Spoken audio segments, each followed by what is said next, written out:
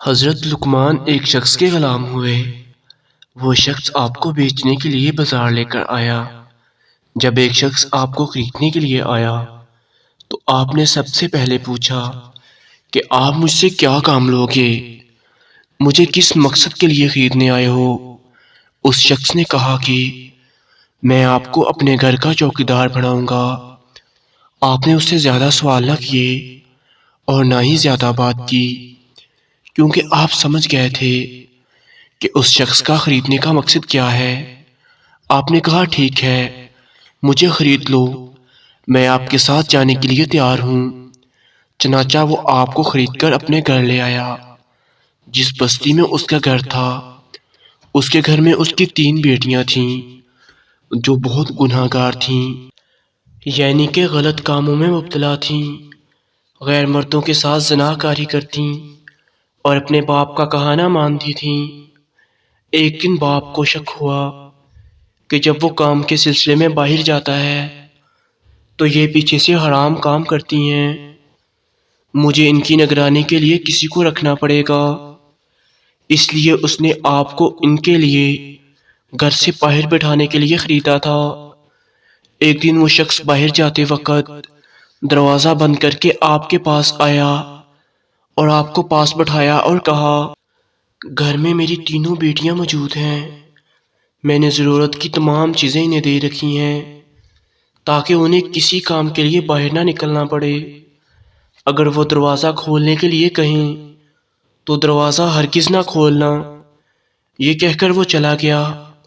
آپ باہر بیٹھ گئے اور اللہ کا ذکر کرنے لگے۔ کچھ دیر بعد لڑکیوں نے دروازہ کھٹکھٹاتے ہوئے کہا، جلدی سے دروازہ کھولو، ہمیں ضروری کام سے باہر جانا ہے۔ انہوں نے بہت اصرار کیا لیکن آپ نے دروازہ نہیں کھولا۔ آخر کار لڑکیوں نے پتھر مار مار کر آپ کو زخمی کر دیا۔ آپ کے سر سے خون بہنے لگا۔ آپ نے سارا خون صاف کر دیا اور شام تک دروازے پر بیٹھے رہے، لیکن دروازہ بالکل نہیں کھولا۔ جب مالک آیا تو آپ نے اسے کچھ نہیں بتایا اور نہ ہی کسی قسم کی شکایت کی۔ دوسرے دن لڑکیوں نے دوبارہ دروازہ کھلوانا چاہا لیکن آپ نے انکار کر دیا۔ انہوں نے دوبارہ وہی عمل دہرایا اور آپ کو پتھر مار مار کر زخمی کر دیا۔ آپ کے سر پر پتھر لگے اور خون بہنے لگا۔ آپ نے پھر بھی چپ چاپ اپنا خون صاف کر لیا۔ آپ نے ایسا اس لیے کیا تھا کہ مالک کو پتہ نہ چلے کہ ان کی بیٹیوں نے آپ کے ساتھ ظلم کیا ہے، اور شام تک دروازے پر اسی طرح بیٹھے رہے۔ جب مالک آیا تو آپ نے اسے کوئی بات نہیں بتائی۔ وہ روز آ کر پوچھتا تھا کہ بیٹیاں گھر سے باہر نکلی تھیں تو آپ کہتے نہیں، وہ نہیں نکلی تھیں، اور نہ ہی کوئی زور زبردستی کی، وہ گھر میں ہی رہتی ہیں۔ کچھ دن گزر جانے کے بعد ایک دن ایک لڑکی نے کہا، اللہ کی قسم، اس غلام کی کیا شان ہے، اس نے ہمارے باپ سے ہماری کوئی شکایت نہیں کی اور نہ ہی یہ کہا کہ ہم لوگ گھر سے نکلنے کے لیے اسے پتھر مارتے ہیں، اس کو زخمی کرتے ہیں۔ یہ تو اللہ کا اتنا اچھا بندہ ہے کہ اس کو دیکھ کر میرا دل بدل گیا ہے۔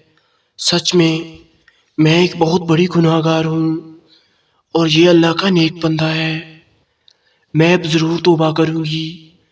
یہ کہہ کر اس نے توبہ کر لی۔ جب اس نے توبہ کی تو اس کی دوسری بہن نے دیکھا کہ میری بہن نے غلام کی وجہ سے توبہ کر لی ہے، میری بہن کتنی اچھی ہے اور میں کتنی نافرمان ہوں، اب میں توبہ کرتی ہوں، کیوں نہ توبہ کر کے اللہ تعالیٰ کو راضی کر لوں۔ یہ کہہ کر اس نے بھی سچے دل سے توبہ کر لی۔ تیسری بہن نے کہا، میری دونوں بہنوں اور اس غلام کی کیا شان ہے، یہ کتنے اچھے ہیں۔ یہ دیکھ کر اس نے بھی گناہوں سے توبہ کر لی۔ ان تینوں بیٹیوں کے باپ نے حضرت لقمان کو کیوں غلام بنانا چاہا اور ان کو کیوں خرید کر لائے؟ کیونکہ وہ جانتا تھا کہ لقمان اللہ تعالیٰ کا نیک اور سچا بندہ ہے، اور سچے بندوں کی صحبت میں رہنے سے اچھا اثر ضرور پڑتا ہے۔ والسلام۔